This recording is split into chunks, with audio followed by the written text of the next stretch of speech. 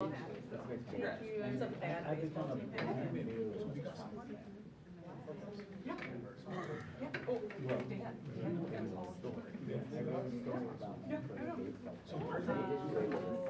No, so they said we can start Thursday. She wasn't ready Thursday. They really jumped in. She wasn't ready. Yeah. We don't need her until the fourth. We were ready for now. I wasn't before. They said that's even better because I forwarded the most recent email. Oh yeah. Thank you. If anything changes, let us know. Yeah, he was a student. Thank you.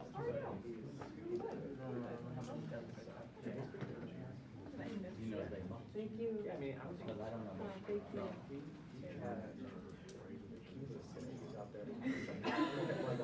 That's a really cool spot. It's stuck in your head.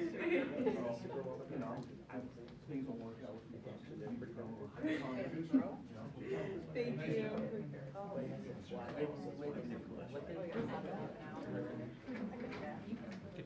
Go back. I'll ask you. Yeah.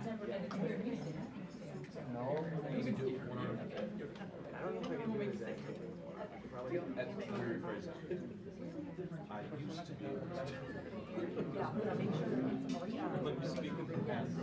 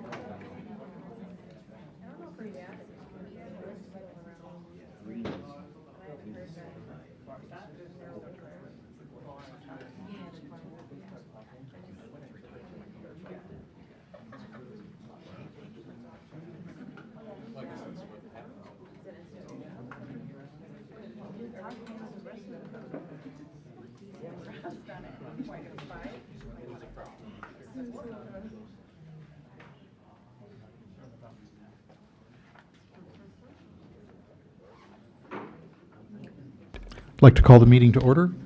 Julie, could you lead us in the pledge?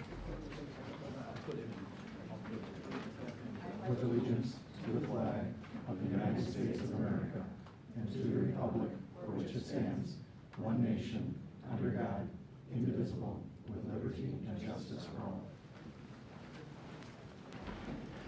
I'd like to welcome everyone to the March regular meeting of the West Chicago Community High School Board of Education. Mission statement, please. Community High School strives to promote and provide growth experiences in learning, leadership, and living. Roll call, please. Mr. Brown. Here. Ms. Casey Mayer. Here. Mr. Ramus. Present. Ms. Munoz. Here. Mr. Nagel. Present. Mr. Saik. Present. Mr. Zuniga. Present. Okay. Any additions to the agenda? Hearing none, we move on to good news of the district, Student of the Month.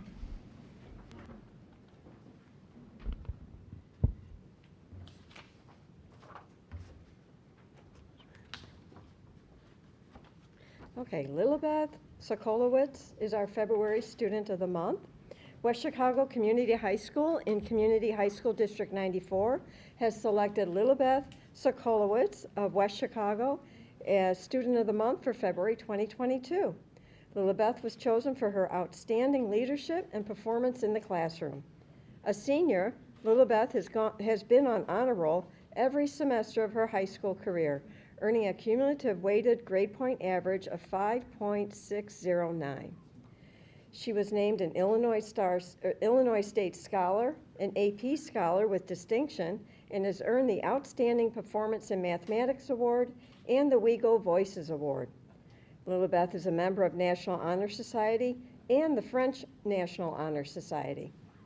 Lilibeth is very involved in school. Currently, she is co-president of the math team. In addition, Lilibeth is involved in WeGo Global, dance production, Wildcat Leadership Council, and serves as a student ambassador. Outside of school, Lilibeth volunteers with National Honor Society through Project Cure to pack medical supplies for countries in need. In addition, she has led a drive to collect handmade holiday cards for U.S. soldiers last year and participated in card making for the elderly and the narration of audiobooks for children. In addition, Lilibeth finds time to work part-time as a barista. When asked about her favorite high school memory, Lilibeth says the Homecoming Spirit Week and parade is always her favorite part of the year. It is so cool to experience the whole school coming together, and I loved going to the dance with my friends in sophomore year. Lilibeth has this advice for future Wildcats. Take advantage of the opportunities, clubs, volunteering, academics, etc., that this school offers you.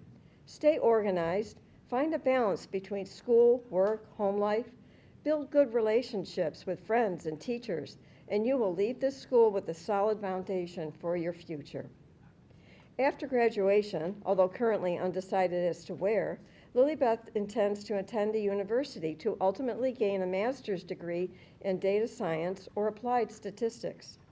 I hope to enter the field of data science in a way of integrating STEM and the humanities, says Lilibeth. I hope to discover new ways to perceive the world through data and use technology to improve the lives of those in need. The Board of Education of Community High School District 94 congratulates Lilibeth Sokolowitz on all of her accomplishments and wishes her the best of luck in future endeavors.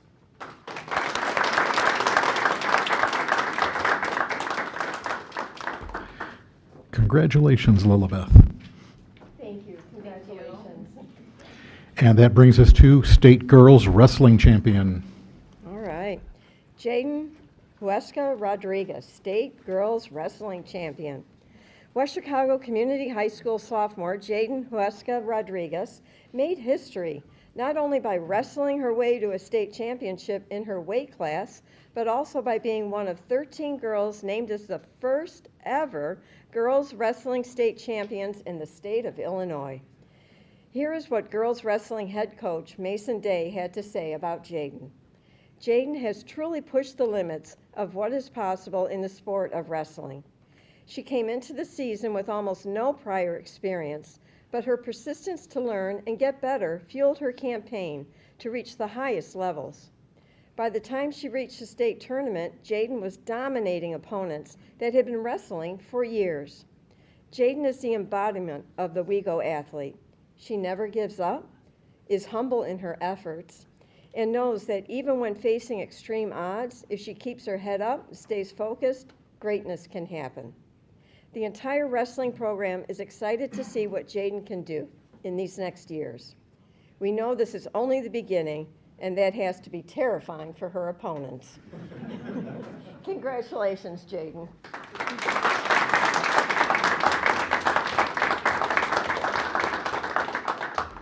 Congratulations, Jaden. Thank you. Congratulations.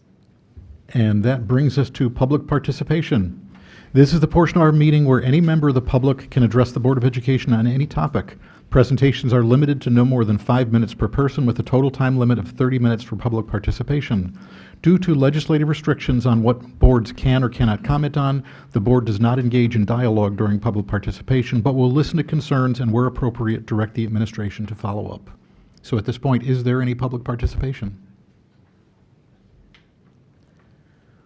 All right, hearing none, we move on to reports and information. Superintendent's report. Good evening. Wanted to share with the board the FOIA requests that the district received. We received 4 FOIA requests. One from TK Elevator requesting information regarding current contract documents. for vertical transportation maintenance service, otherwise known as the elevator. Then we also received 3 FOIA requests, all from Cheryl Moore. The first one is requesting information regarding student absences, truancy reports to the ROE, communication from the ROE regarding truancy, student withdrawal information for the 21-22 school year, information regarding students who have been issued an in-school suspension, and any records regarding the new discipline practices for the 21-22 school year. The second request from Cheryl Moore is a request for withdrawal forms, records regarding coding for the state information system, records of proper reporting to the DuPage ROE regarding a student, providing records regarding enrollment into a GED program, and providing evidence that the ROE permits 16-year-old students to not attend school daily without evidence they are being homeschooled or that they attend private school. And then the last FOIA request from Cheryl Moore is for emails from Assistant Superintendent from the DuPage ROE, Joan Glotzbach, that were sent after January 5th, 2021, where she states that 16-year-old students who withdraw to a GED program must be enrolled in a state-approved program. The second thing I wanted to remind the board is that we are still planning on scheduling a District 33, District 94 joint board meeting, as Bob described in February. I shared with the board in my update some possible dates for April and May. We are still waiting to see what dates work for District 33. And once we receive that information, we'll coordinate with the board to narrow down the actual meeting date. And then the last item to share with the board, you have in your folders the latest booklet from IASB, which contains the IASB Constitution, the position statements, and belief statements. And that concludes my report. Director of Business Services report. Thank you.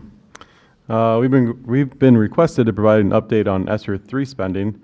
At table is a spreadsheet providing all expenditures to date, along with the anticipated expenditures for next year, which includes the Student Support Initiative and the new hires as part of the staffing plan being presented tonight. Next would be the FY23 budget. That just an FYI that I'm currently working on that budget. The budget will take into account the changes noted in that ESSER grant, the new contract being approved tonight, the new hires as part of the staffing plan, and also addressing some facility needs as noted in the facility plan, which, by the way, is expected to be ready for the board to review at the May Committee of the Whole meeting. Speaking of budgets for this current school year, I do plan to amend that budget as we get a little closer based off of the changes to the ESSER grant. A quick update on the construction schedule for this summer. We have the pool will be shut down in June to complete the air circulation and ventilation project for that area. And then mid-July, the Bishop Gym will be closed for a few weeks to install the new air handlers. That timetable for this project will be very tight, but we're hopeful that project can be completed this summer. Additionally, we are in the process of working with the roofing company to see if it is feasible to replace a smaller portion of our roof this summer. Materials are limited, so I will advise or bring in an action item to the board in April if we can move forward with this project. And lastly, just an FYI that if you hadn't seen it, the West Chicago Downtown TIF 2 was approved on March 7th by the West Chicago City Council.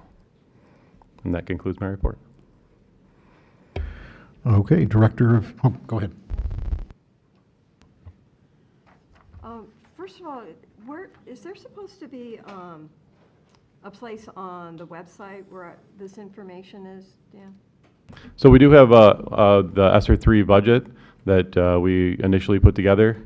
That is on the website, yes. Where do I find it? I couldn't find it. It's under the business office and financial data.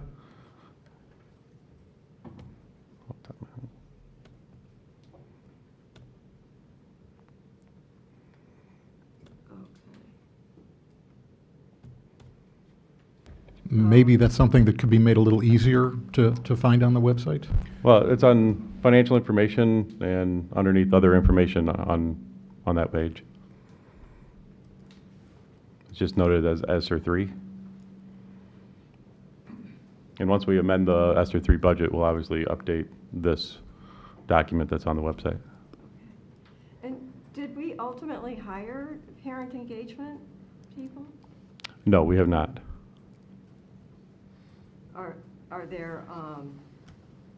jobs posted for them, and we're just, So if we go back to the February 1st meeting and the Yeah. presentation I did around the additional staffing we're proposing for next school year, we sought to lump a lot of new parent engagement through the additional counseling and additional social work positions as well. so we won't have those parent engagement positions? Is that what you're saying? No, not currently. We'll have a smaller budget for parent engagement. And so we're still looking to provide some support for that and ways to interact with parents, but. So is there like specific roles or responsibilities assigned to counselors and social workers that outline specific parent engagement opportunities that they're going to be handling? So that will be one of the additional things that we'll look to under Ms. Winton, who's here tonight, looking to add more opportunities, more offerings to our parent engagement series. So in addition to our typical counseling evenings, having more opportunities to engage in parents, similar to the model that we piloted in the BPAC meeting last week, having more opportunities for that throughout the year, in which our additional counseling and additional social work services could be a part of.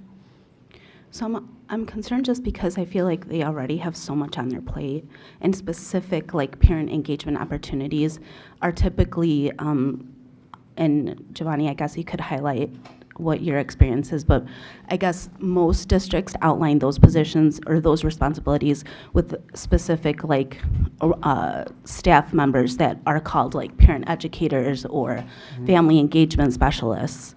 So I wondered if we are going to do something like that in the future, or what that's going to look like. At this point, we don't have that allocated within the budget to look at. At the high school of this size, I'd love to do more research into what that could look like for a school our size. I've, again, had kids at school that have similar roles in a much smaller elementary setting, but what would that look like at a high school with 2,000 kids where there's a lot of complicated divisional and different academic programming questions? I'm not quite sure. I think in our attempt to look at the staffing that we've put together, we've looked at it from a standpoint of adding more to our counseling and social work services in terms of people having more opportunity for parent engagement, one-on-one student meetings, small group parent meetings as well too. We thought would be a more effective way to get to more families. because we asked for ESSER funding back in October specifically for 2 parent engagement positions, correct? Right? That was part of the original budget, and that was part of the original budget that we put together. Yeah, if you recall, the budget that we put together is a proposed budget, and the parent engagement was not actual positions. It could be anything from services to consultants to programming. So it's a means to engage more with the families. And so it was a proposed way to spend that. Again, we have until the summer of '24 to expend that. And so that's why that, if you look at the table, is carried over into the 22-23 as well as the 23-24 school years, because that extends beyond that. And to Dr. Dwyer's point, that's one of the areas that with our student services and counseling and departments, as well as the dean's office with the restructure looking into next year, those 3 areas can partner together and have that available funds to really find means for establishing, as what's highlighted in there, the greater transition and support to the high school and while they are in high school.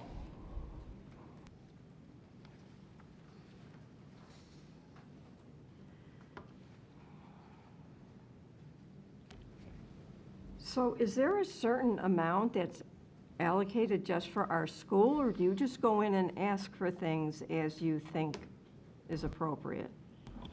As I shared with the board previously, we are allocated already a certain amount of funds And for how much? ESSER. Oh. What we have to do is we have to submit a proposed plan, but that amount is already allocated.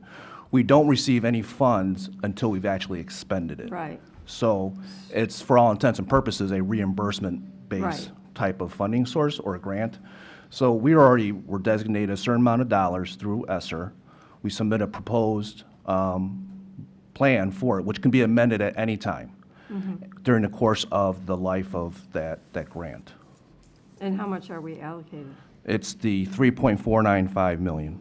This part down here, okay. Correct, where it says, yep, at the bottom.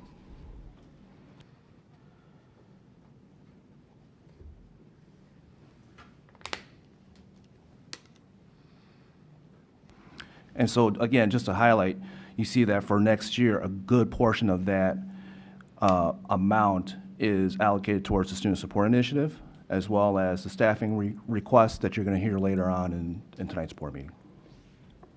Okay. Any other questions or discussion regarding? One Yes, last sir, question.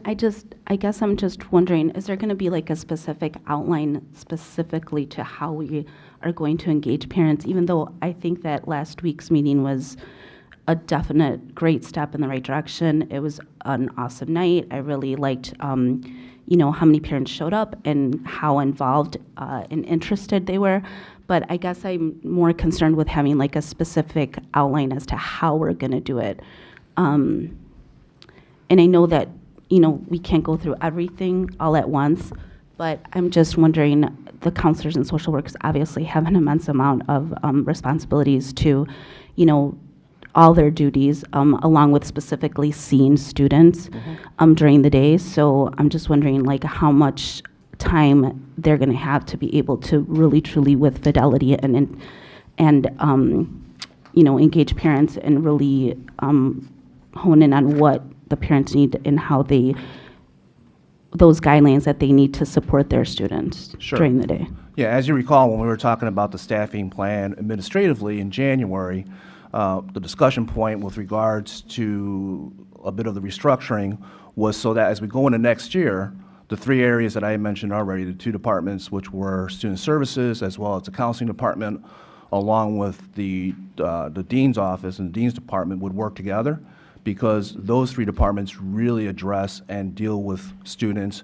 outside of the academics, and a lot of the transitional activities as well as the support and the communication with parents really are concentrated in those areas, and that's kind of what fills in the lines between the academic struggles as well as success in the school. So we're excited about the fact that going into next year, we have this new opportunity with the restructuring for those departments to put those plans together and have a good amount of dollars to be able to contribute to whatever plans that they come up with. What is the transition that we're referring to? 8th grade to 9th grade. So 8th grade middle school to transitioning into high school. Okay. So that's something we've been doing for a while now. We're looking at augmenting that a little bit. Correct. Will that be part of our discussion when we meet with 33 also? That would be a great point. Yeah, absolutely.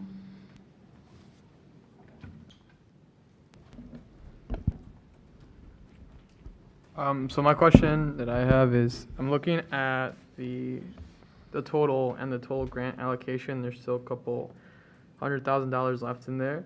Is there, so like from 320 to 293 to 3495?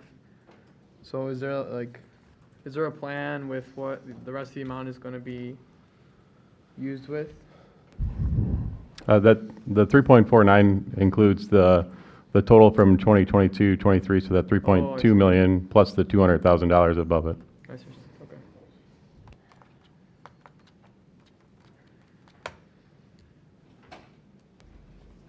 Any further questions or discussion regarding the ESSER funds? All right, hearing none, we move on to Director of Human Resources report. All right, thank you. First, I'm proud to announce our recommended candidate for Dean of Students, Ms. Janet Hurtado. Janet, if you would please stand.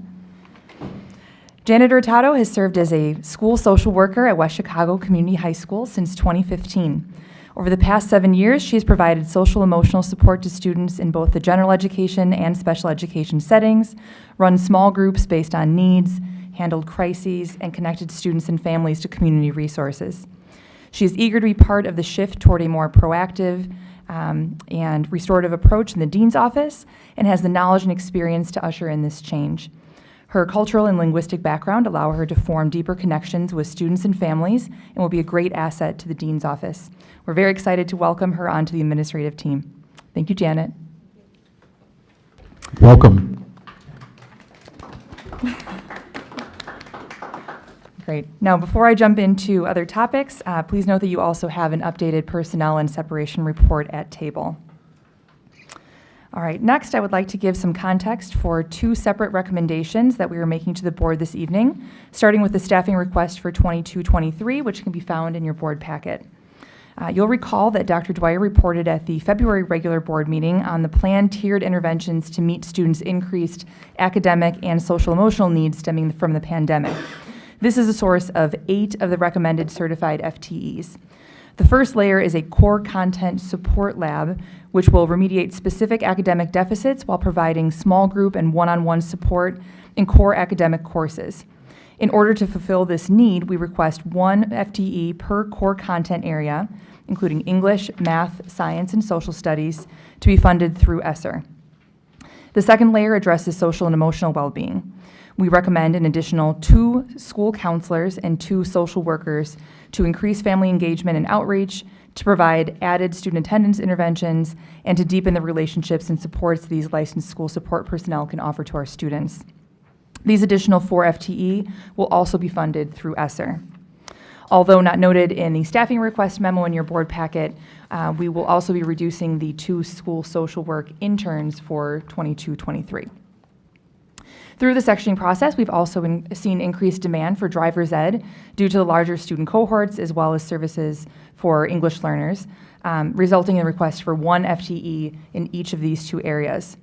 And lastly, we request an additional 2 FTE for special education due to an increase in both students and student needs to be paid through IDEA. Aside from these areas, the needs that came out of the sectioning process are generally flat across the divisions. We do plan to maintain the same overloads as currently exist in 21-22. And again, I want to emphasize that of the 11.9 FTE requested, 9.9 are paid through Hacer or IDEA funds. In addition, our support staff needs will remain flat for 22-23, although I will plan to bring requests for special ed supports to the board once students' needs are reviewed in the latter half of the semester. Next, we'll refer to the Appendix B recommendation memo in your board packet. The Appendix B committee convened on March 3rd to review positions and assess needs for 22-23, and out of that discussion came 2 unanimous recommendations. Number 1, the addition of a bass fishing coach, which has been a voluntary position for at least 8 of the past 12 years, which will fill this high interest area. And 2, the addition of a 4th assistant student council sponsor position, which will have a focus on supporting cohort identity and the needs of incoming Wildcats from our feeder districts each spring. And finally, I am proud to bring the successor collective bargaining agreement with the West Chicago High School Teachers Association for 2022 through 2026 to the board for approval this evening. The association ratified the CBA on Friday, March 11th, and a few of those members are here this evening in support of the agreement as well. I want to recognize the following individuals who made up the bargaining team. Teachers Nick Caltagirone, Lynn Pito, Brian Turnbow, and Charles Vokes. Board members Lynn Casey Mayer and Rich Nagel, administrators Dan Oberg and myself, and facilitator Lynn Adler. As the board is aware, we used an interest-based bargaining approach, which at its core focuses on finding common interests and values for all stakeholders and problem-solving together to find the best means for addressing each area. To say that this IBB approach was a success is an understatement.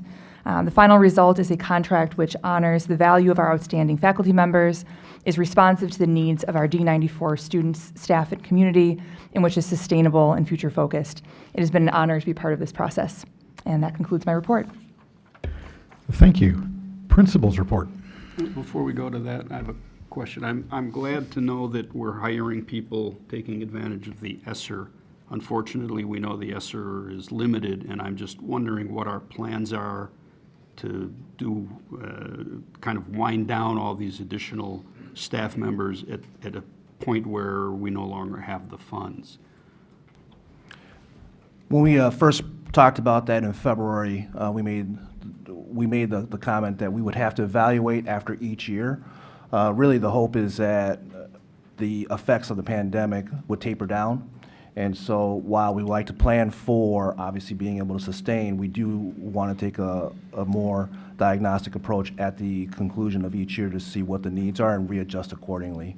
And that's one of the advantages of being able to go back and amend the grants. So for now, we're definitely planning on that.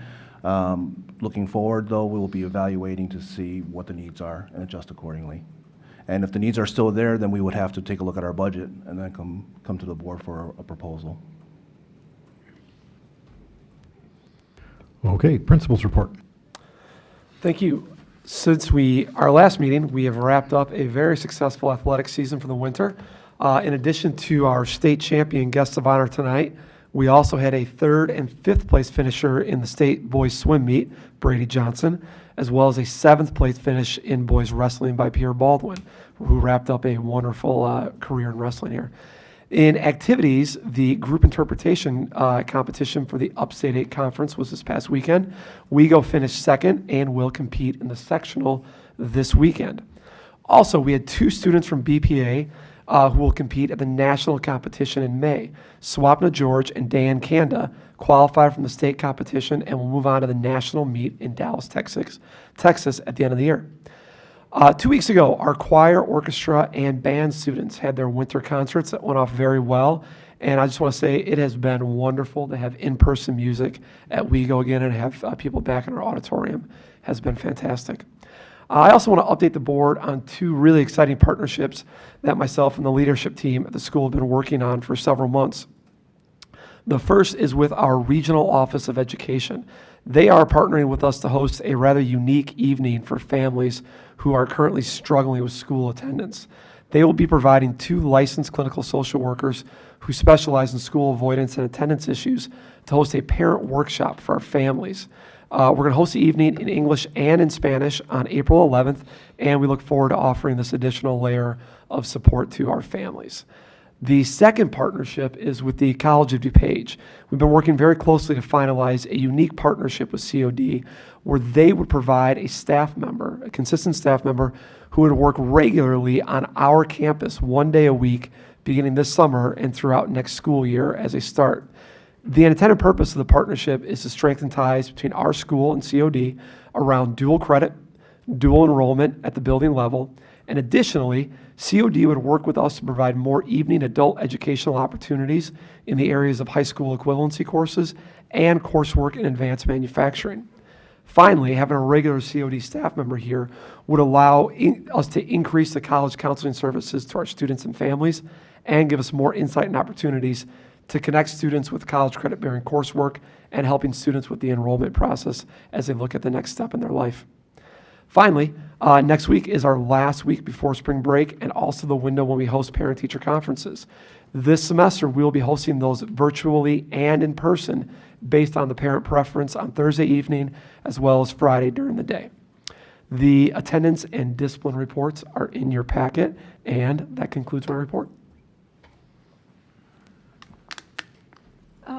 Well, I have a question. On the attendance report, we have all the average, attendance, students added and students dropped. Is it possible to start expanding this a little bit so that we have some more information about the students dropped in light of all that's been going on with the disproportionality, maybe get ethnicities kind of fleshed out and what happened?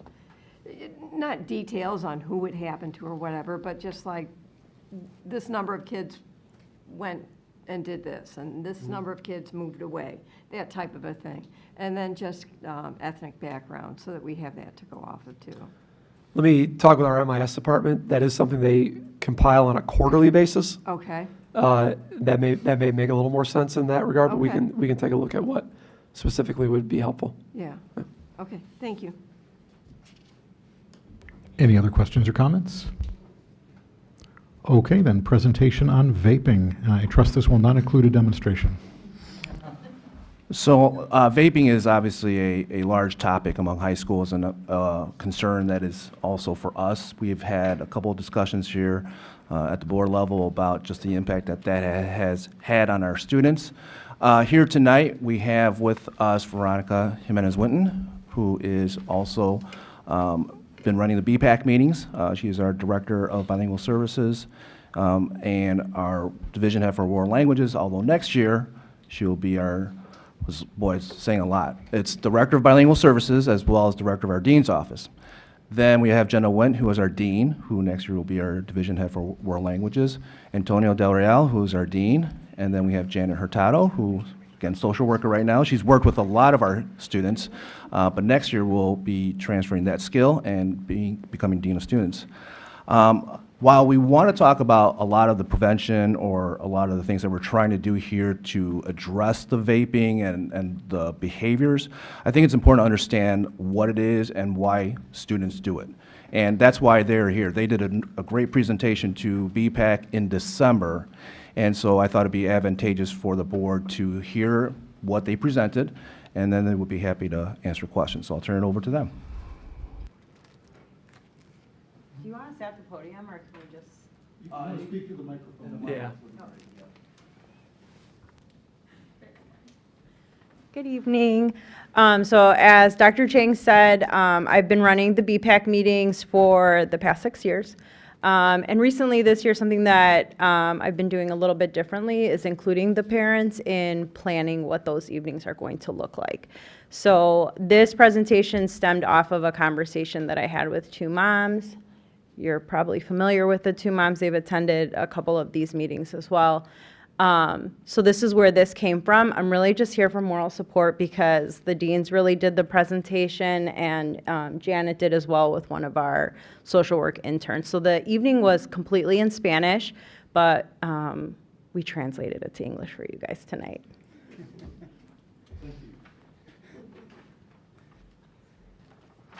Hello. Okay, so like Veronica said, yes, we did this already in Spanish in December. So we started by introducing ourselves. Officer Lovato was lucky enough to join us that evening and be there in case parents had any questions on a police side as well. So like I said, I'm Jenna Wendt. I'm one of the deans, and we'll kind of go through. So we first started by showing a video about vaping. It was in Spanish, of course, and it just kind of gave all of our parents just a solid base to start some of the discussions and what it is, how it affects us, what it looks like. So we're not going to show you a video today, but we'll just kind of walk you through some of the highlights of that. So what are the types of devices that we are seeing? So what used to kind of, Juul was like probably the first one to really hit the market. They are taking all different forms, colors, looks to them. So on the far left side, those are actually USBs on the first two, and that third device that's a little more gray or silver, that's a vaping device. So it's very discreet, they're very small, they fit easily in their pocket, in a shoe. They're very portable. They're sleek, they're cute, they're colorful. They smell good, they smell sweet. So all of the different colors represent a flavor: cherry, strawberry, blue raspberry, apple. So when you walk in, this part was probably the most informative part of our discussion that night, because these parents are saying, you walk in and you smell this and you don't really understand why. And some of their kids are saying, oh, it's perfume. And it's not. They're always wearing this same fruity fragrance, and this is what it is.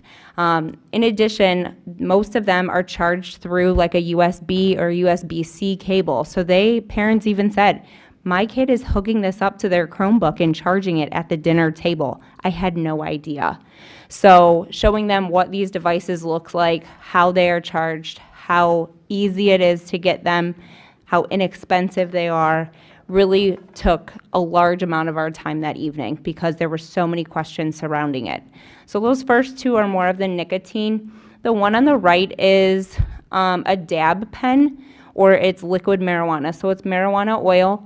The part on the left is actually where the glass holds the oil. The right part is a battery-operated device. So you charge that, you push the button, and just take a hit, and it's marijuana oil. So that one does not have the same fruity fragrance. It smells like marijuana. So there was a lot of questions about, how do I know what the difference is? Is it nicotine? Is it marijuana? When we go through this, and you can flip to the next page, Our kids don't even always know. They assume it's nicotine. They don't know what the difference is. So we have really taken a very therapeutic approach within the dean's office, getting social workers involved, going through and saying, do you know what you are using? Do you know what the dangers of each of these items are? If we ask our kids, would you smoke a cigarette? Most of them will say no.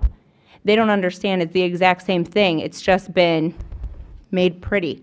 It smells sweet. It does the same thing. Unfortunately, we don't have the data behind all of it yet to say what the dangers are to the same extent that we do off of cigarettes. So that's one of our struggles. Recurring incidents, we are really lucky. In general, our kids are not coming back and we're not seeing those same kids. So our kids are learning from this experience. Our kids are learning from this approach. It is more popular in the male bathrooms. This is where we are seeing more of our issues. What are they then doing with all of these devices? Well, like I said, they're small. They do run out, so they throw them away. Instead of throwing them away in a garbage can, they're throwing them down the toilet. What then happens to the toilets? The toilets are all getting backed up. Our maintenance crew, our custodians are doing an awesome job trying to get these bathrooms working in order, but because of that, we are seeing increased vandalism in our bathrooms, especially from our male population. Police consequences. There can be police consequences. It is liquid marijuana. So nobody can have that without a police consequence for that. So we talk about the dangers of that too. We tend to see more on the nicotine side here than we do the marijuana side. So why is this happening? We have in general, we do not have an increase in numbers. It's been what it's been. We're at pretty much the same amount. What has increased? Our footprint here. So what does that mean? Our building's gotten bigger. We've increased Andy Frayne, as you all know. They're doing an awesome job of monitoring those bathrooms, trying to be in there as much as they can during passing periods, walking through just during the period to walk into the bathrooms and check on them, to hope that we can prevent some of that vandalism, to get kids to realize what this is and what the dangers are. That's definitely something we're working on. Our increased focus, in addition, yes, there is a component of in-school suspension that does happen with it. However, what are we doing besides that? That consequence, yes, it can be important, but more than that, it's how are we helping these kids? How are we figuring out what is the root cause of this? And really, the social work approach has been great for us. The social workers have pushed into ISS, are meeting with the kids, and the social workers can really build on that relationship with them, and the kids are honest. And that's, I think, the best part, because telling a dean how often they use is not going to be realistic. It's not honest. Talking to their parents, it's probably also not going to be honest. But a social worker who is just there to help them and understand why, what started it, what can we do? Our kids are different. Our kids are different post-COVID. And so a lot of them are using these things to try to self-medicate. And Janet will talk about a little bit about it here in a bit, that there is some of that peer pressure or unsure or curiosity, but a lot of them are trying to cope with different things. So because of this, we're starting to build that relationship with the social worker and then get them the help that they need to process whatever is going on with them. So we're very lucky about that. Another thing I wanted to talk about is we've been very lucky that when this happens, our parents have been very, very responsive.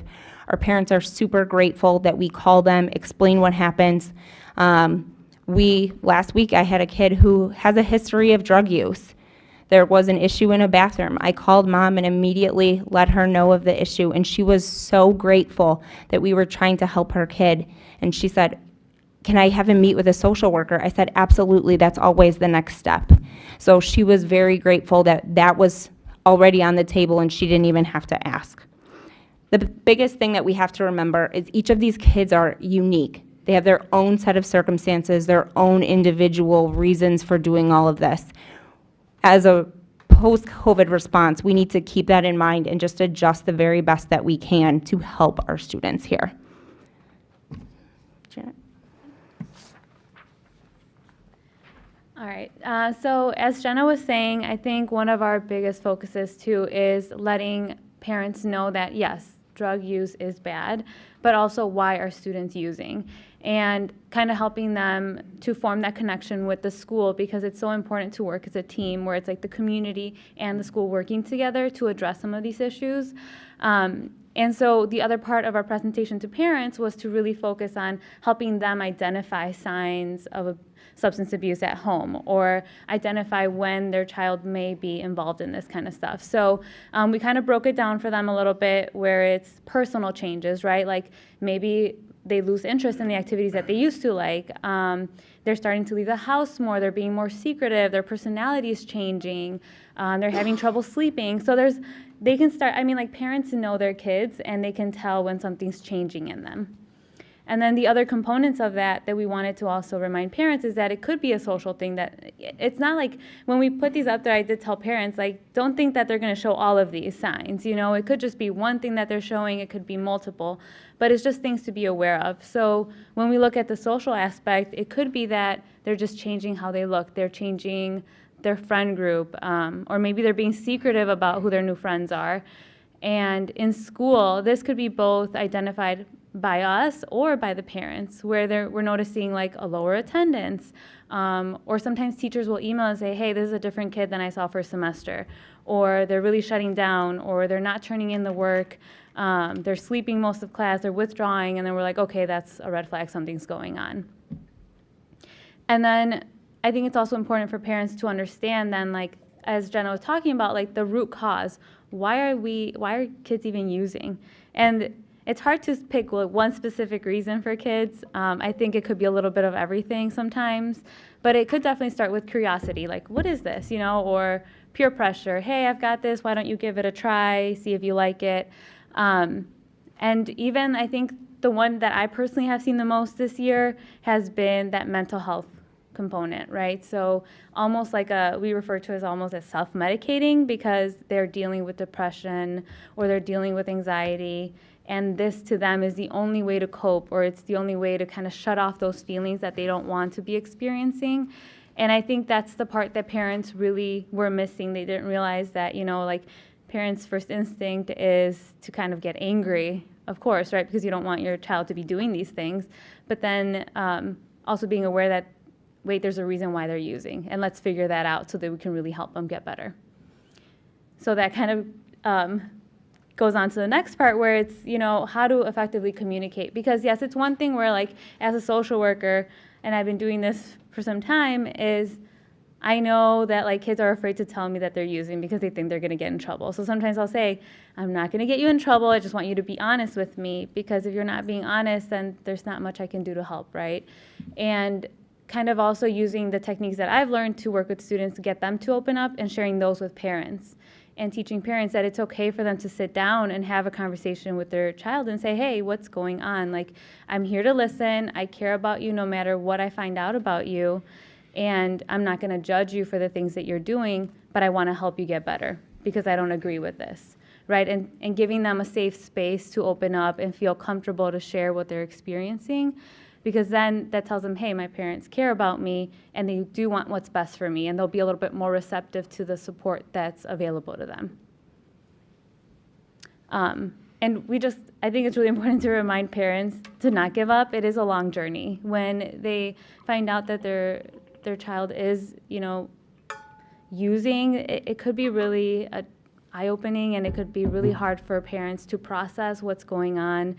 And it could be like, well, I've already talked to a counselor, I've already talked to a therapist, why isn't he getting better? And it's like, well, no, it's a long journey to recovery, and it is going to require some of, like, parents to stay patient throughout the process, and it's going to involve a lot of people, and that's okay. It's like a normal part of all of this.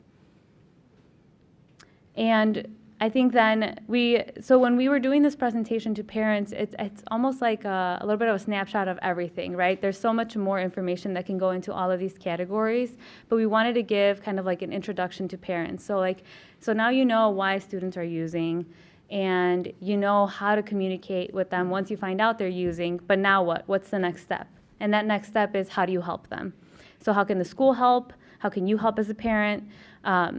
And I think it's really important to know that you can reach out to the school at any point with any of these concerns, right? Our main goal ultimately is going to be to make sure that our students are in class and they are being successful in our building, but also focusing on that mental health piece, right?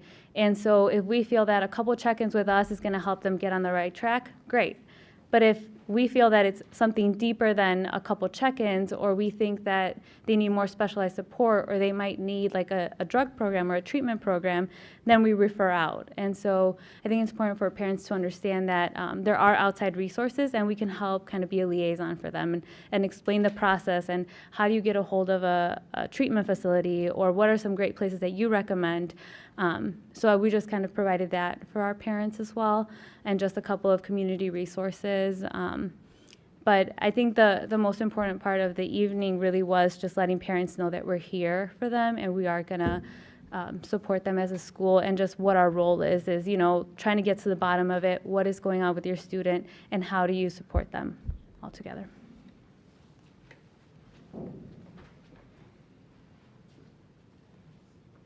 So to kind of wrap up that evening, you know, I did remind the parents that not all kids are using drugs, not all of the kids are vaping. It is a smaller percentage of students that have that.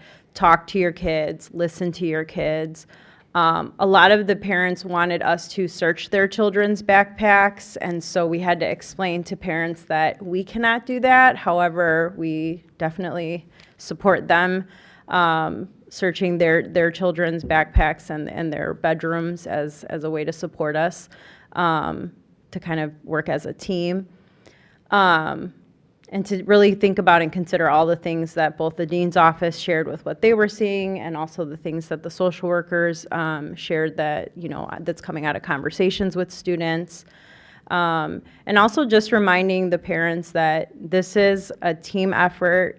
Teenagers are smart, they're quick, and we have to work together, because it's not solely on the parent, it's not solely on us. We really need to kind of work together. Can you go to the next one? So we did have a follow-up BPAC meeting, as Dr. Dwyer said, after this. So I met with those moms that helped us plan the December one, and we came up with another one just to have a little bit more in-depth conversation. It was a scenario-based presentation that evening that we had. And so these are kind of some of the things that I would like to incorporate next year with the shift in my position, to include more evenings like that, and to really include the parents in planning these events, because I think them having a sense of ownership really drives home the mentality of a team effort here.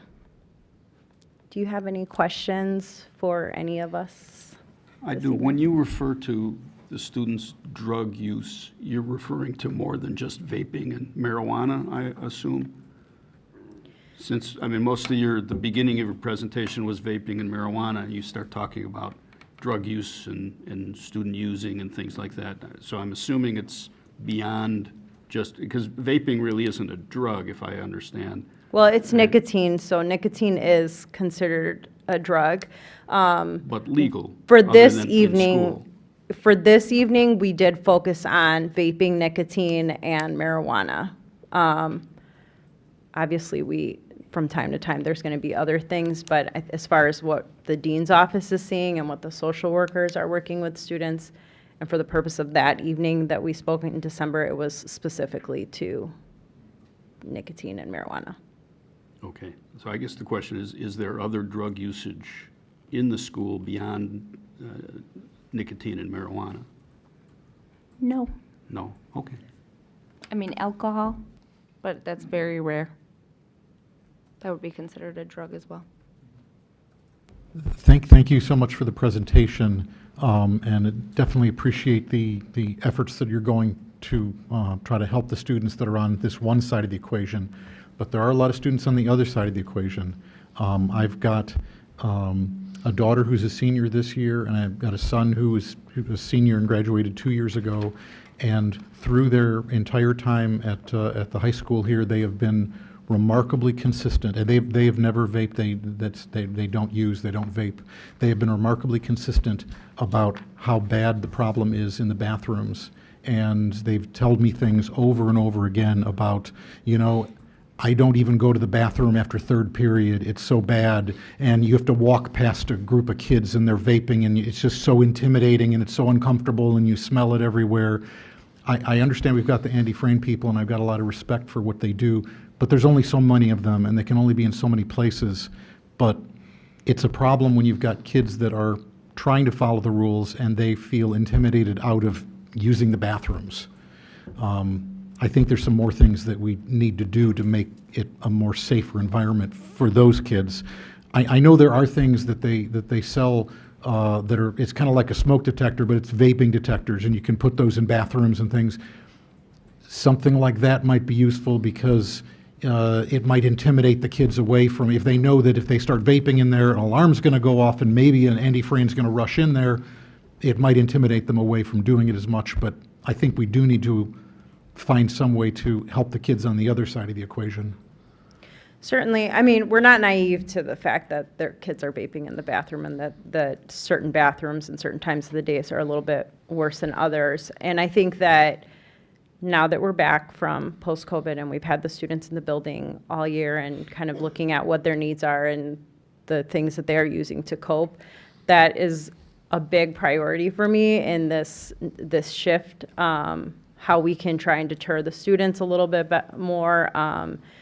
We've already started talking about some of the things that we can try with the interns that we've had in ISS, trying to collect more data on the students as far as why they're using it, when they started.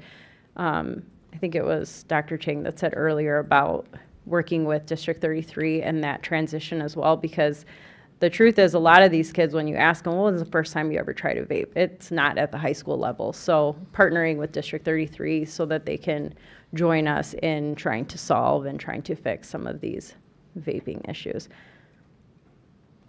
Yeah, I would agree. We're not naive about it. We definitely are aware of it. Definitely something we continue to strive to improve every day. I know we are working on some plans around bathrooms and monitoring them even more closely, condensing or consolidating those number of open bathrooms down even a little bit more. Do you want to talk more specifically about that, Dr. Dwyer? Yeah, we notified staff today, and we'll be notifying students and parents tomorrow that starting next week, we'll be consolidating the number of open boys' bathrooms throughout the school day. And that's going to allow us to focus our supervision resources more tightly. And it'll be something that we're going to directly link to. This is a result of vaping and vandalism that's happening in the bathrooms. And when we see that begin to get better, we'll begin to gradually reopen bathrooms as well too. But we gave staff a heads up about that procedural change next week, and we'll be communicating that through parent communication as well as student announcements beginning tomorrow. That sounds like some possible movements in the right direction, but I do want to emphasize, maybe it's a bigger issue on the boys' side. It is definitely not just on the boys' side, because my daughter is talking about how hard it is to go into some of the girls' bathrooms with all the vaping going on there too. For sure, but limiting that number of bathrooms on the boys' side, which where it is our larger problem, will allow us to again use our supervision resources more precisely everywhere. How many bathrooms are in the building? Just curious. That is a wonderful question. It's a lot, Rich. I could not tell you off the top of my head.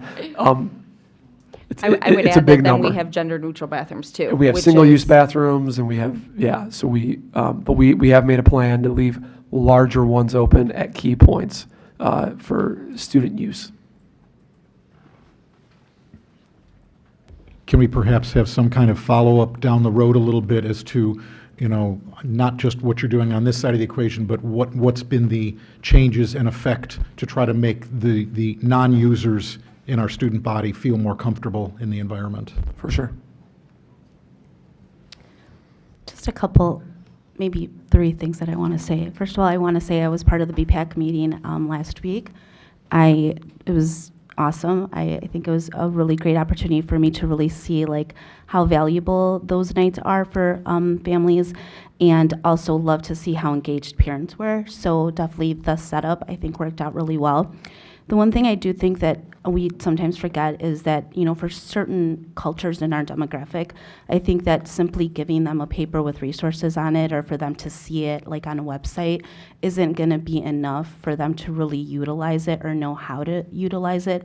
So I think it's just important, and going back to that parent engagement piece, I think that it's something that I would like to see us follow with a little bit more, fidelity in a sense of really ensuring that parents really understand, because I know that in the spring when we've heard some parents come and speak on some of those concerns, I know that, they didn't always have access to counselors or social workers because, obviously it was a really difficult time and sometimes they weren't available. So I think that that's one thing to remember.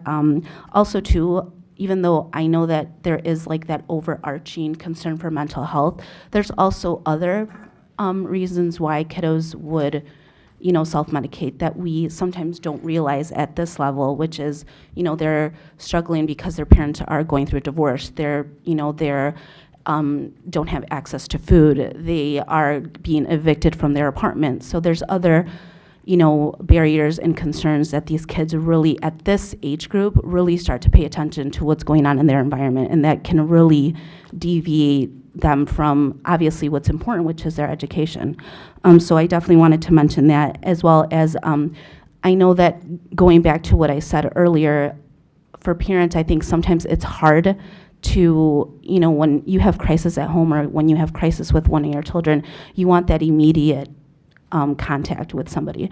So is there something that we, as part of these nights or other ways of, again, going back to that parent engagement piece, that we can afford parents kind of like, if you don't get a hold of the counselor, then, this is the pathway of getting a hold of somebody to ensure that they are, getting their questions or their needs met, within, I don't know, 24 hours, 48 hours, whatever the time frame is. So as part of that night that you came to, I don't know if you saw, I passed out like a half sheet that I'm going to do at every parent night. This last time was the last time was the first time I tried it, but that I'm going to do from moving forward, where it has the child's name, the parent's name, what your concern is, and would you like someone from the school to contact you? So that's where they can kind of just put whatever the issue is. And so I did get about 5 of those from that evening. And then depending on what the issue was on there, I did either forward it on to the school counselor or the school social worker based on that. So I would like to put something like that to any night that we have, whether it's like parent-teacher conferences or even open house, just like a little piece of paper or a little note card where a parent can say, like, I need somebody to contact me. And I know that our counselors and our social workers do contact some of these outside resources for the family, but maybe we just need to continue to say that a little bit more frequently, that we can help them with that. I also know that as part of the culture too, sometimes it's a little embarrassing for the families to contact the school and say that they have this issue. So I think that the reason that we gave that paper was in case there was something like that and they don't want to reach out to the school, here it is, but of course we're willing to. So I agree with you that I do want to give them more outlets of which to ask us for support.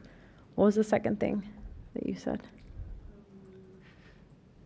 Just kind of like going back to like the resources, like accessibility, and more than anything, I know that in the springtime there were a lot of parents that, were concerned with, my child went and tried to see their social worker, and, it's been a week and they haven't seen their social worker. So what is the process? Obviously, when a kiddo usually in this age group has a reason to see their social worker, it's a pretty, big crisis or big need that they want to access that adult. So I know that, I don't know how we would ensure that, they would have kind of that support system. I mean, I know that we have future plans to staffing, but I also feel like there's that other layer of, there's always something going on. There's always, something that counselors are doing, that social workers are doing. So like how do we, better plan for those immediate needs and also time with students?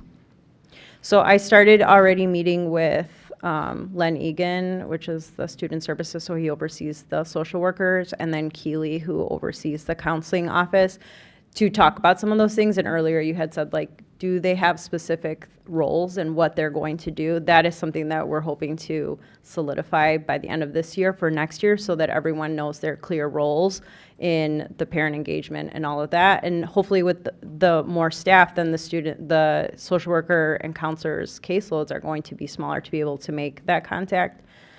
And the third thing that you had said was about other reasons why they're using. And so Janet and some of the other social workers actually created a Google Doc that they have the students in ISS fill out.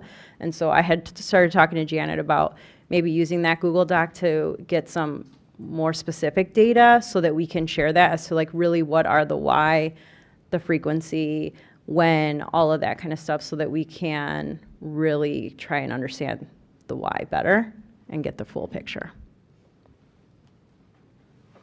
Anything else? Any other questions or comments about vaping? I just want to say thank you for your presentation and thank you for all you're doing to work on this and to help the students. And what you're looking at first and foremost is their emotional and mental well-being, because that's what's most important. And you truly seem to understand that that's really the underlying factors here. So thank you very much. Our pleasure. Thank you for the presentation. Thank you. All right, moving on from vaping to the wonderful world of Winfield TIF number 2. Got a couple updates in that regard. The first update is that the first court hearing regarding the District 34 lawsuit is scheduled for this month, so we'll see how that begins to play out. The second update, a citizens group has been circulating petitions in the cold and snowy weather for the last few weeks to put a couple of questions on the ballot to gauge the public's feelings about TIF number 2. The petitions for candidates and referenda could be filed starting on Monday, March 7th.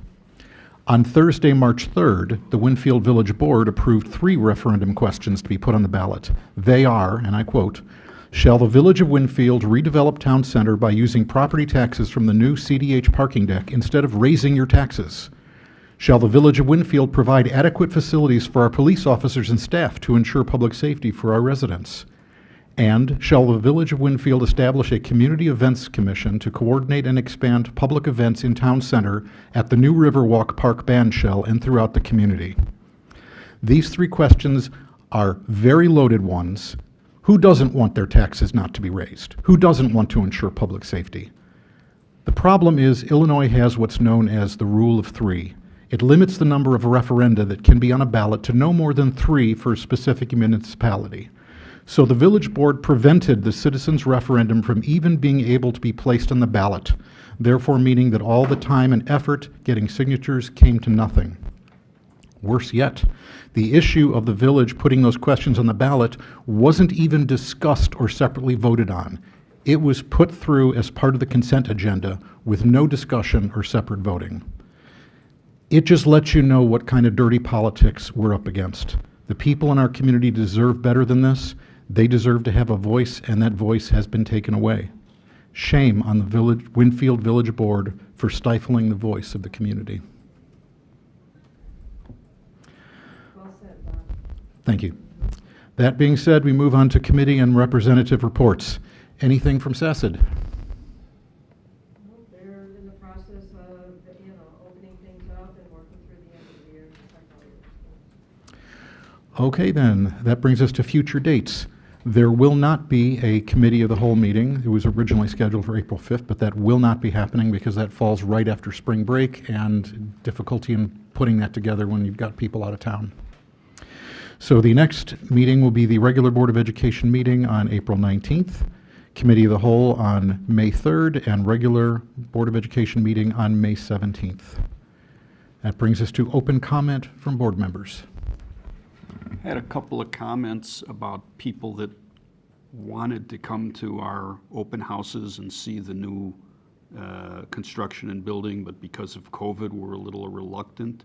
So I'm wondering if maybe towards the end of this year or the beginning of next year, we may want to do another sort of come and see what we did, as hopefully COVID is less of a concern for people, that we might get another group of people that are interested in what we have here, that we could show off, that for whatever reason we're not comfortable coming at the last opportunity. Sure. Homecoming is always a opportune time to make that happen.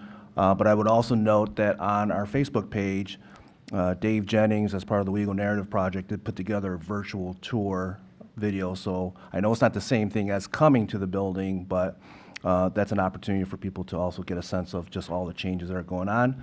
But we can certainly look to next year as a means to do another open house.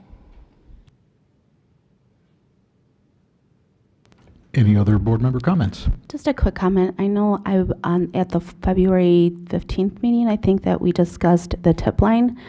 I think that it would be worth our while to revisit that topic again, just because I think that it would cultivate a strong climate and culture in the building for staff, for parents, and overall community stakeholders. You're talking about the idea of an anonymous tip line? Okay, well, we can certainly put that on a upcoming agenda so we can have a full discussion. Perfect, thank you. Thank you, Penny. I wanted to bring that up myself, so I'm glad you did. I just also wanted to say thank you for our teachers in the audience, for being here and for everything that we worked on with the contract, and I just wanted to recognize you again because it was such a great experience. So thank you for being here, and you deserve a round of applause. And actually tagging onto that, just thank you for all that you've been doing as teachers through these last 2 absolutely unbelievable years. So thank you for that. Exactly. You serve our students well.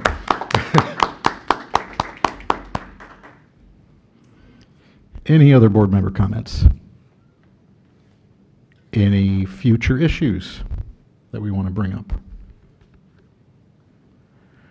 All right, that brings us to consent agenda. Does anyone wish to remove an item from the consent agenda for separate action? Hearing none, I would move approval of the consent agenda, which includes approval of minutes from the regular Board of Education meeting, February 15th, closed session Board of Education meeting, February 15th, Committee of the Whole meeting, March 1st, closed session Committee of the Whole, March 1st, and approval of financials, which includes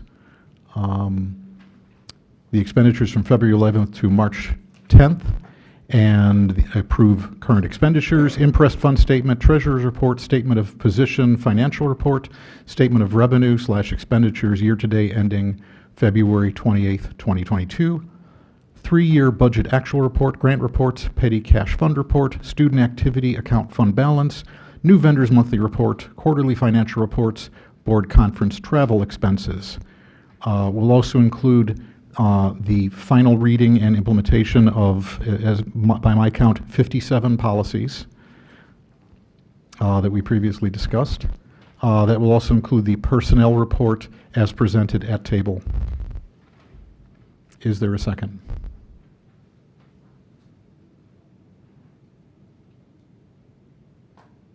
I'll second. Roll call, please. Ms. Casey Mayer. Aye. Mr. Amos. Aye. Ms. Munoz. Aye.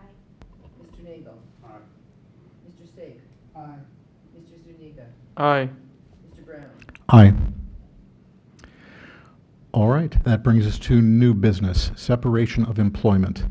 The recommended motion is that the Board of Education accept the following: the resignation of Julio Alvarez Lopez, teacher in Student Services Division, effective at the end of the 2021-2022 school year. The termination of, sorry, my screen's messed up here. The termination of Paola Martinez Godino, Personal Care Assistant, Special Education Division, effective March 4th, 2022. The non-renewal of Ashley McDaniel, Teacher, Science Division, effective at the end of the 2021-2022 school year. The resignation of Leslie Springer, Director, Special Education Division, effective June 30th, 2022. And for clarification, removing the resignation of Cheryl Marshall from the recommended motion. Is someone care to make that motion?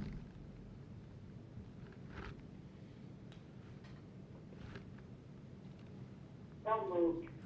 Is there a second? Second. Any discussion? Roll call, please. Mr. Zuniga. Aye. Mr. Brown. Aye. Ms. Casey Mayer. No. Ms. Doremus. Aye. Ms. Munoz. No. Mr. Nagel. Aye. Mr. Safe. Aye. All right, that brings us to Director of Human Resources contract. The recommended motion is that the Board of Education approve the contract as presented in the packet. So move. So moved. I'll second that. Any discussion? Roll call, please. Mr. Brown. Aye. Ms. Casey Mayer. Aye. Ms. Doremus. Ms. Doremus. Aye. Ms. Munoz. Aye. Mr. Nagel. Aye. Mr. Safe. Aye. Mr. Zuniga. Aye. Okay, Assistant Principal for Teaching and Learning contract. Recommended motion that the Board of Education approve the contract as presented in the packet. So move. Second. Any discussion? Roll call, please. Ms. Casey Mayer. Aye. Ms. Doremus. Aye. Ms. Munoz. Aye. Mr. Nagel. Aye. Mr. Safe. Aye. Mr. Zuniga. Aye. Mr. Brown. Aye. All right, that brings us to ratification of teacher contract. And let me just say, I am absolutely thrilled to be able to vote for the approval of the new contract with the Teachers Association tonight. My deepest thanks to all of the participants in the interest-based bargaining process. I hope that this new contract and the process that led to it will lead to a strong working relationship and much deeper levels of trust and understanding between the board and administration and the teachers of our district. And with that being said, the recommended motion is that the Board of Education adopt the tentative agreement with the West Chicago High School Teachers Association effective July 1, 2022 and continuing in effect through June 30th, 2026. So moved. So moved. We're all going to argue over this. So why don't we just second, third, fourth, All the way down to 7th. probably second. Okay, any discussion? Roll call, please. Ms. Doremus. Aye. Ms. Munoz. Aye. Mr. Nagel. Aye. Mr. Safe. Aye. Mr. Zuniga. Aye. Mr. Brown. Aye. Ms. Casey Mayer. Aye. All right, we got it done. Well done, everyone.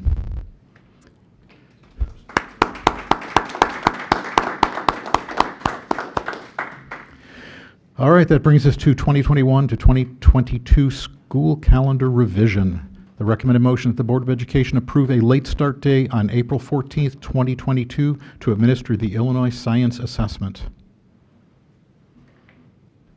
So moved. Second. Any discussion? Roll call, please. Ms. Munoz. Aye. Mr. Nagel. Aye. Mr. Safe. Aye. Mr. Zuniga. Aye. Mr. Brown. Aye. Ms. Casey Mayer. Ms. Doremus. Aye. Okay, that brings us to staffing recommendation for the 2022-2023 school year.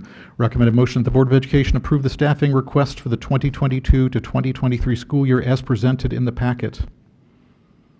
So moved. Second. Any discussion? Roll call, please. Mr. Nagel. Aye. Mr. Safe. Aye. Mr. Zuniga. Aye. Mr. Brown. Aye. Ms. Casey Mayer. Aye. Ms. Doremus. Aye. Ms. Munoz. Aye. All right, we're just moving through these. Next is Appendix B recommendation. Recommended motion is that the Board of Education accept the recommendation from the Appendix B committee as presented in the packet. So moved. Second. Any discussion? Roll call, please. Mr. Safe. Aye. Mr. Zuniga. Aye. Mr. Brown. Aye. Ms. Casey Mayer. Aye. Ms. Doremus. Aye. Ms. Munoz. Aye. Mr. Nagel. All right, that brings us to student fee schedule for 2022 to 2023. The recommended motion is that the Board of Education approve the student fee schedule as presented for the 2022 to 2023 school year. So moved. Second. Any discussion? Roll call, please. Mr. Sager. Aye. Mr. Zuniga. Aye. Mr. Brown. Aye. Mr. Ramus. Aye. Ms. Casey Mayer. Aye. Ms. Munoz. Aye. Mr. Nagel. All right, that brings us to athletic trainer contract approval. The recommended motion is that the Board of Education approve the 3-year contract with ATI Physical Therapy, Bolingbrook, Illinois, for an amount not to exceed $293,636. So moved. Any discussion? Roll call, please. Mr. Zuniga. Aye. Mr. Brown. Aye. Ms. Casey Mayer. Aye. Ms. Doremus. Aye. Ms. Munoz. Aye. Mr. Nagel. Mr. Sager. Quest Food Management Contract Extension. The recommended motion is that the Board of Education approve the 1-year extension with Quest Management Services as per the attached agreement. Second. Any discussion? Roll call, please. Mr. Brown. Aye. Ms. Casey Mayer. Aye. Ms. Doremus. Aye. Ms. Munoz. Aye. Mr. Nagel. Mr. Sager. Aye. Mr. Zuniga. Aye. All right, annual furniture order. The recommended motion that the Board of Education approve the total proposal from Warehouse Direct, Des Plaines, Illinois, in an amount not to exceed $90,634.74, including delivery and installation. So moved. Second. Any discussion? Roll call, please. Ms. Casey Mayer. Aye. Ms. Doremus. Aye. Ms. Munoz. Aye. Mr. Nagel. Mr. Sager. Aye. Mr. Zuniga. Aye. Mr. Brown. Aye. Special Education Minivan Purchase. The recommended motion that the Board of Education approve the authorization for administration to purchase a vehicle in an amount not to exceed $35,000. So moved. Second. Any discussion? Roll call, please. Ms. Doremus. Aye. Ms. Munoz. Aye. Mr. Nagel. Mr. Sager. Aye. Mr. Zuniga. Aye. Mr. Brown. Aye. Ms. Casey Mayer. Aye. All right, student travel LifeSmarts to Washington, D.C. The recommended motion that the Board of Education approve student travel for LifeSmarts to Washington, D.C. from April 21 through April 24, 2022. So moved. Second. Any discussion? Roll call, please. Ms. Munoz. Aye. Mr. Nagel. Mr. Sager. Mr. Zuniga. Aye. Mr. Brown. Aye. Ms. Casey Mayer. Aye. Ms. Doremus. Aye. Okay, and the last action item here is Sunrise Transportation Extension. Recommended motion that the Board of Education approve the Sunrise Transportation Extension for the 2022 to 2023 school year. So moved. Second. Any discussion? Roll call, please. Mr. Nagel. Mr. Sager. Mr. Zuniga. Aye. Mr. Brown. Aye. Ms. Casey Mayer. Aye. Ms. Doremus. Aye. Ms. Munoz. Aye. All right, that completes the action for open session. We will be going into executive session, and there will not be any action taken after executive session. So with that being said, I move that we go into executive session for purposes of the appointment, employment, compensation, discipline, performance, or dismissal of specific employees, and the placement of individual students in special education programs and other matters related to individual students, and litigation when an action against, affecting, or on behalf of the particular public body has been filed and is pending before a court or administrative tribunal, or when the public body finds that an action is probable or imminent. Is there a second?